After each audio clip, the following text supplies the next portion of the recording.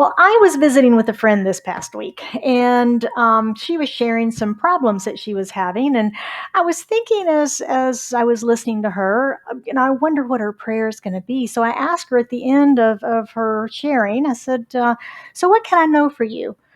What is your prayer around this? How would you like this to be different? And I got this deer in the headlights look, and she went, I guess I should think about that. How many times do we forget to give it to God, to go to that infinite wellspring of creative intelligence that of good, and simply ask for help and support when we're facing challenges, problems in our lives? Well, my talk today is No Truth in Problems. No Truth in Problems. And we're continuing our series this month, which is learning our lessons of the science of mind. Now, you heard a little bit in my gratitude sharing about my gratitude for science of mind because it's so relevant to the things that happen to us throughout our week, throughout our lives. And it gives us the tools and the spiritual principles to fall back on to support us as we make our way through this thing called life. It is relevant to us. And that's what we're studying this month, is how these principles are the lessons that we're teaching here, how they are relevant to us in our week and month and years ahead. Ernest Holmes, of course, is the founder of our Centers for Spiritual Living. He's also the author of The Science of Mind, the textbook that we teach from that has all of the tomes of wisdom in it. And he reminds us that we live in a perfect universe. Did you know that? Do you believe that? We live in a perfect universe. Yes. And he says that we need to see that perfection mentally before it can become part of our experience. He says every problem is primarily mental, and the answer to all problems will be found in spiritual realization. Or as Wayne Dyer famously said, there's a spiritual solution to every problem. But as I said, asking for spiritual help is almost like an afterthought, like those old V8 commercials. Remember the head slap? Wow, I could have had a spiritual mind treatment, right? I could have had a spiritual mind treatment. But we forget. What is it in our human nature that keeps us so focused in the detail of the problem and the rehashing and the worry and the complaining and the retelling, as opposed to sticking that away in a closet someplace and forgetting about it and putting all of our energy on that which we would prefer to experience, the good? That's where we put our energy. That's where we put our focus, right? The science of mind is clear that our power in creation requires us to turn away from the problem. Now, that gets misinterpreted sometimes, that we're Pollyanna-ish and we put our heads in the sand, we just deny things. It's not there, it's not there. But that's not what we do. We just simply say, move your energy from focusing on the problem to focusing on the solution, to focusing on what we would prefer in our lives instead.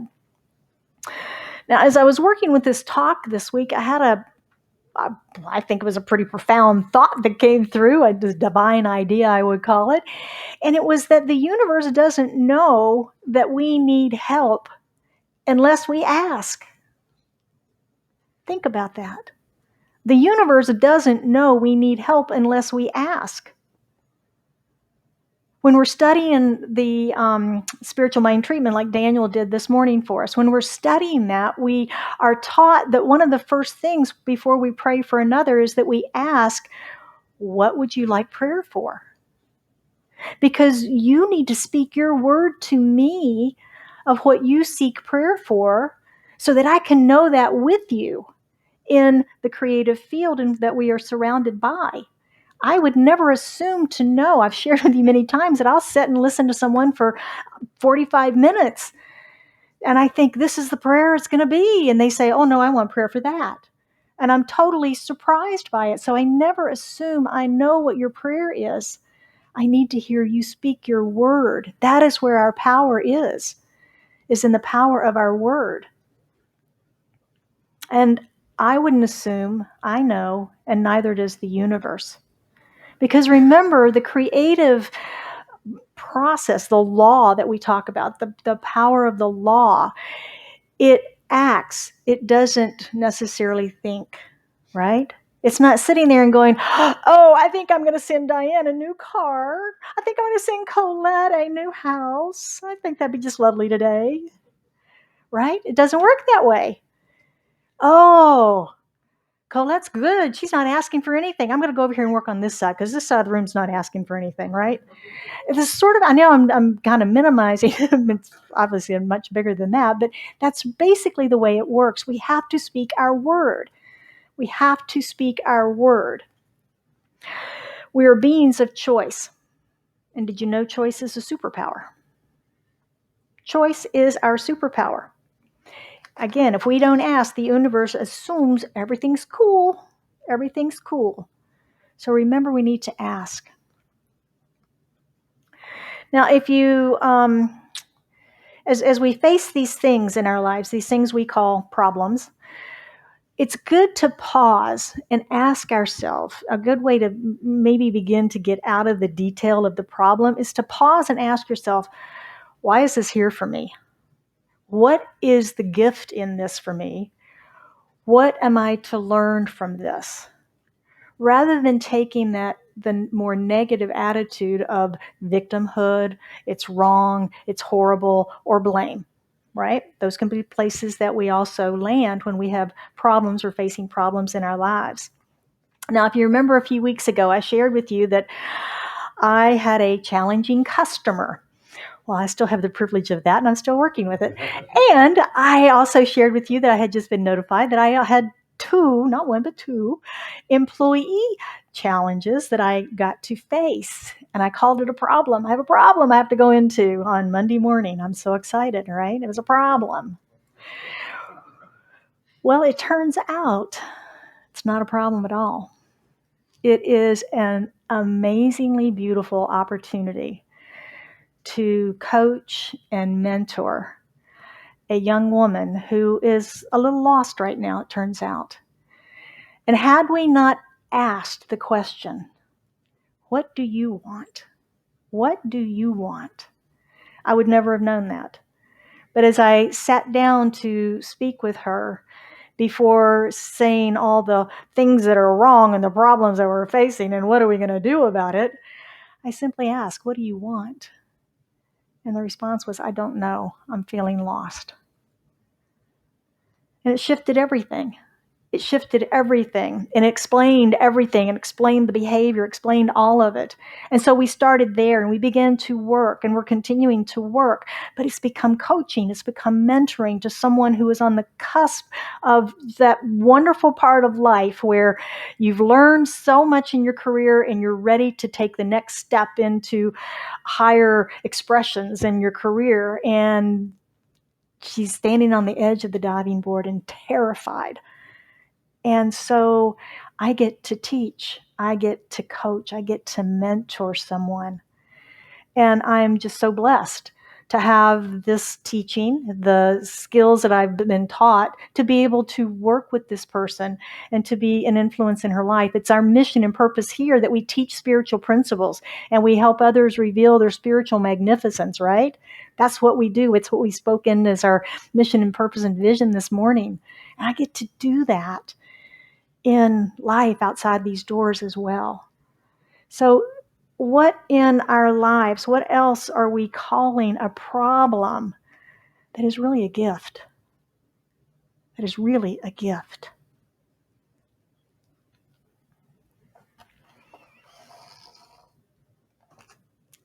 Everybody experiences obstacles and challenges and problems, yes? Let me rephrase that. Anybody in this room never experienced an obstacle, challenge, or problem? Oh, good. Okay, so good. This is relative to everyone. It's our path for growth, isn't it? If we didn't have these things in our lives to cause us to be creative, to reach deeper, to find solutions, to grow and expand, we might be just stuck where we are. If you think of how a plant grows, the little sprout comes up and the wind begins to flutter it a bit, and that causes a little bit of breakage in the cells in the plant structure, and they have to regrow and rebuild, and they rebuild stronger. And the stem gets a little bigger so the plant can get a little taller. Because if they remained that tiny, tiny little stem and they got big and tall, they'd fall over, right? So they have to build strength through that little bit of resistance, that little bit of challenge that makes them stronger. That makes them stronger. And the same is true with us. When we have these challenges, these problems, these things that come to us, these gifts, they make us stronger. They make us stronger. Most of us have experienced a time perhaps when we needed some healing of some sort. Now, that could be from colds, it could be from cancer, it can be from a broken heart or a broken bank account, right? It's all healing. Would you agree? Yes, it's all healing.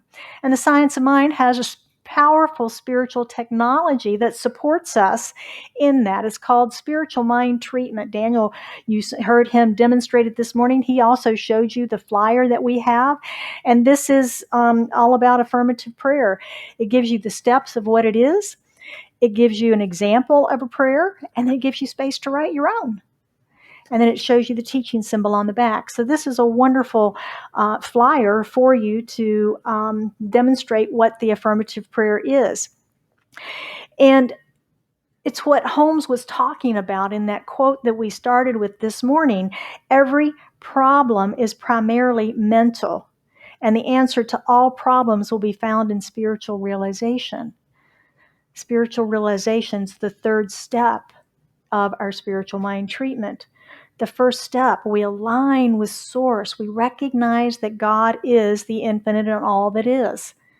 And when we really truly get ourselves grounded and anchored in that knowing, and then realize that we are unified with it, that we are also that which it is. There's only one substance of which all is created, and that is the divine, and therefore we must be that.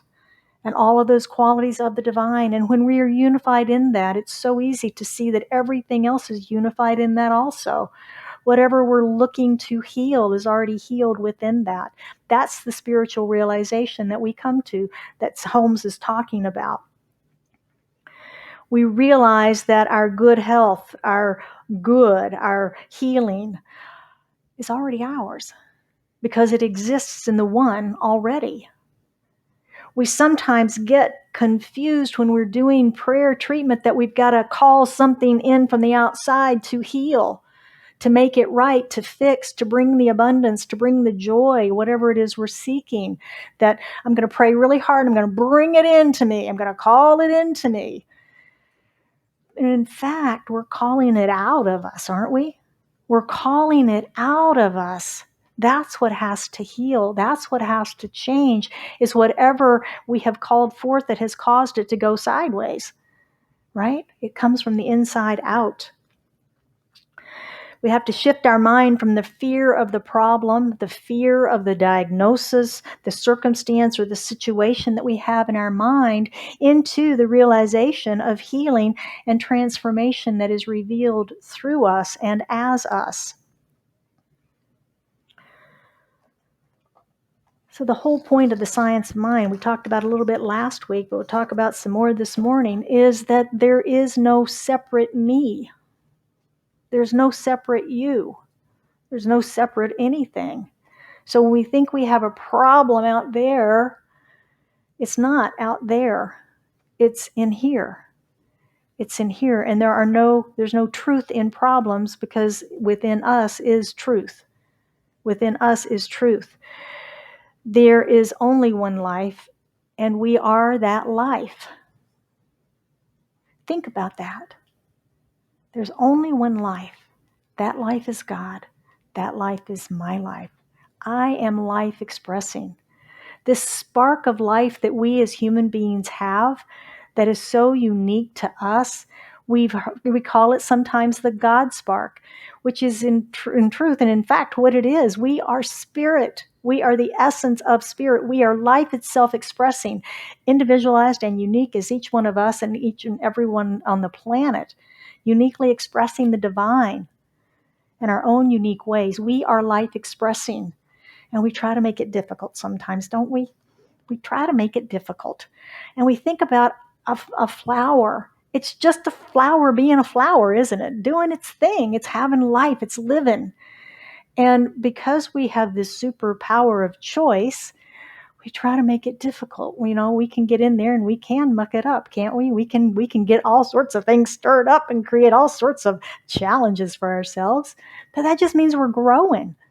That just means we're growing, we're expanding, we're learning, we're evolving. Remember, we're always evolving upward, always evolving and expanding to greater awareness. So when we can stop identifying with our ego, the me self, and understand that we are life itself playing out in an infinite number of ways and forms, that's when we reach spiritual realization. We reach spiritual realization. We finally understand that everything we need is already right here. It's already right here. There's no separate you that lacks of anything. And that's the truth that we teach around here. There is no separation. There's no separate you. Sometimes when we're walking this spiritual path, and some of us have been walking it a long time, we expect that there's something out there at the end of that path that's going to be enlightenment, right? Enlightenment. My true nature finally revealed, whatever that vision is for us at the end of the path. And, was it Ram Dass? We're all just walking each other home. But we just need to realize that we're already there. We're already there. When we can accept the oneness that we are, the divinity of our beingness, we recognize we're already there. We're already there. We don't have to seek something outside of ourselves. We are life being life. You and me, expressing our unique oneness as the divine. Let's take a look at our practicing the principles this morning. Practicing the principles is a way that we can take this teaching home with us and practice it during the week. And we have another way that you can participate in that. It's called Mindful Monday. And each Monday I send out a little email that has these practicing the principles in it in greater detail for you to use in your life, and also some notes and quotes and things from the talk today. And if you have not signed up for that yet and you would like to receive it, you can sign up in the lobby, or if you're online, you can send me an email and I'll add you to the list. Delighted to have everyone that we have on this list now participating in it and taking these principles into action in your life. So the first one I'm going to invite us to try is I release. Now, Michael sings this to us each and every Sunday. I release and I let go. And we're going to looking at release this week. Asking ourselves the question. You ready? Are you ready to release the need for the condition that you want to change in your life? Are you ready to release it? Holmes says in The Science of Mind that we need to be willing to receive the good for which we pray. And I think sometimes we forget that part. That if we are praying for abundance, a car, a job, better health, whatever it is we're praying for, are we willing to accept that? Excuse me. Are we willing to accept a complete remission of all symptoms and all diagnosis, disease, whatever? Are we willing to accept great abundance in our life and be responsible for it? Be a responsible steward for it? Are we willing to have the conversations necessary to progress our careers forward, or our relationships, or whatever we're dealing with there? Are we willing to receive it? Are we willing to release it? Are we willing to release the condition that we are holding on to? The condition, whether it is an addiction, an ache, a pain, a disease, lack, limitation, or worry. Those can be conditions that we deal with. If it's true that all conditions are in our lives for a reason, do you believe that?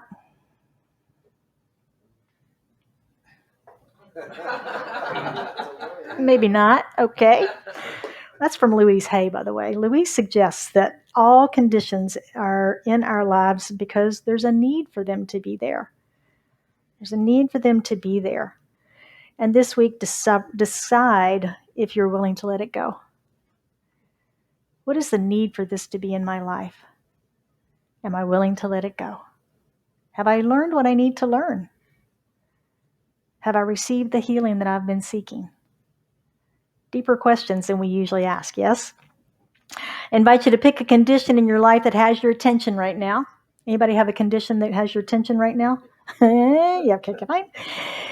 And spend some time in meditation with it, with your journal, reflecting on that condition and why it's needed, and if you are ready to surrender it. And if you're not, why not? Now, I'll give you an example of that. I remember a long time ago, 30 years ago, maybe longer, I used to be a smoker. And when I decided to quit, all of me hadn't decided to quit. My mind had, but everything else hadn't. And I finally realized that it wasn't necessarily the cigarettes, which I had found were kind of nasty and disgusting and stank. It was the cool things that I had. I had this really cool Whiting and Davis cigarette case, and I had a little gold lighter that I had gotten at the jewelry store I used to work in, this beautiful crystal ashtray, and I could take this break and sit down and just relax, and I had this connection with other people that were smokers. Anybody that's been a smoker, it's an instant connection, right? I was addicted to that. And when I could finally let go of all of the pretty stuff that went with the ugly, then I could let it go. And that's what we're talking about. Are you ready to let go of the condition in your life? Are you ready to let it go? And if not, why not? It took a while, but I finally discovered why not. And then I was able to unwind that. If not, why not? Number 2, again, going back to some Louise Hay work. We didn't really talk about Louise much this morning, but she has written that book called You Can Heal Your Life. We've done it in book study. It's a classic. And in it, she talks to us about her list of the conditions, the probable cause of the condition, and then the new thought pattern to change the condition, to heal the mind of that condition.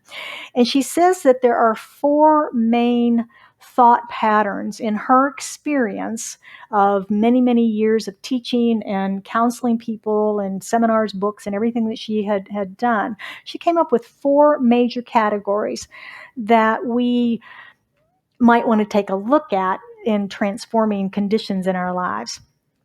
Those are criticism, anger, resentment, and guilt. Criticism, she suggests that over long periods of time can lead to diseases such as arthritis. She says anger turns into things that boil and burn and infect the body. Resentment festers and eats away at the self and can lead to tumors and cancer. Guilt always seeks punishment and leads to pain. Those can be tough to chew on, can't they? Yeesh. But that's her experience with her many years of teaching that she boiled it down to. So in considering those big 4, as she says, as the mental thought patterns that cause disease in mind, body, and affairs, let's pay close attention this week. Let's pay close attention to our thoughts and feelings in each one of these categories. And then keep a log of the frequency of each one of those. And then take a little review of that on Saturday next week. And see where maybe you need to do some deeper work, or where it might be helpful to do some deeper work, or if this is all hooey. You get to decide, because that's your superpower to choose, right? Number 3 is to, of course, meditate. Consider the statements about us being life itself. In that oneness, we are life itself.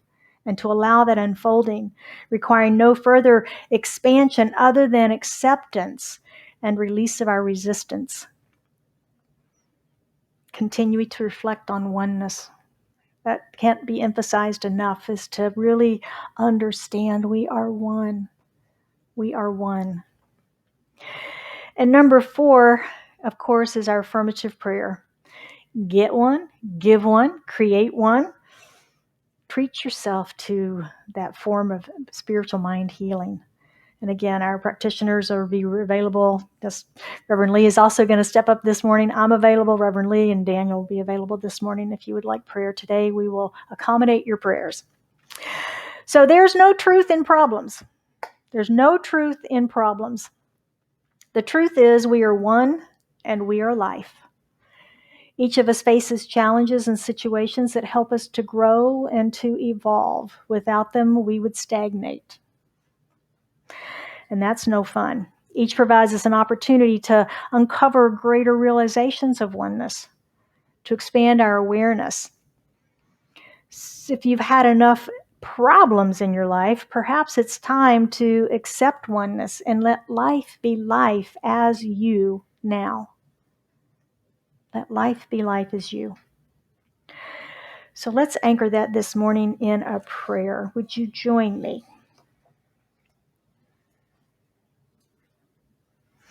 How good it is that we come together in this community, in the practice of these principles, in recognition of the oneness that God is and that we are. That God is the wholeness and the perfection of life. God is infinite love and harmony. And we are that which it is. We are love and we are harmony. We are life. We are life expressing. And there's nothing that is separate from us. There's nothing outside of us.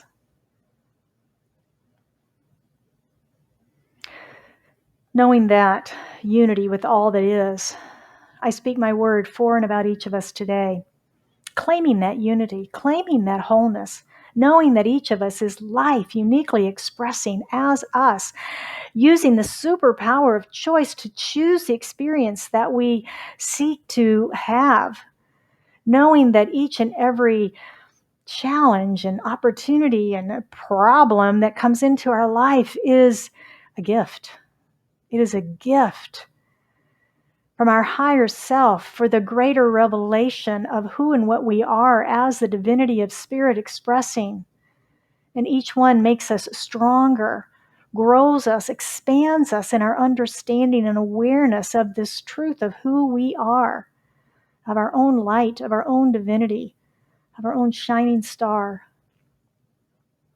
I know for any of us that have anything on our hearts today that we seek prayer around, as we lift that into this consciousness of this room, the power of the knowingness in this room, that we know for each other as we speak our word about health, about healing, about abundance, about career and creative expression, about relationships, about spirituality, about anything and everything that's on our heart that we are seeking a different expression of. That as we lift that expression, that desire of our hearts and speak that to ourselves, that it is received by each of us, and that we hold that in the light and the love of this prayer, knowing its perfect unfoldment as us, as truth revealed, as clarity, as wisdom, as abundance and prosperity, as healing and health, as love and peace and harmony. How grateful I am for this knowing, how grateful I am for the consciousness in this room, holding this prayer and holding each of us beloveds in light today. Grateful, grateful, grateful. As I release this into the action and activity of the law, knowing that it's already done. For we have spoken our word, we have placed our demand into the law. We know that it is made manifest on our behalf right here and right now. And we gladly, joyfully accept it by affirming, and so it is.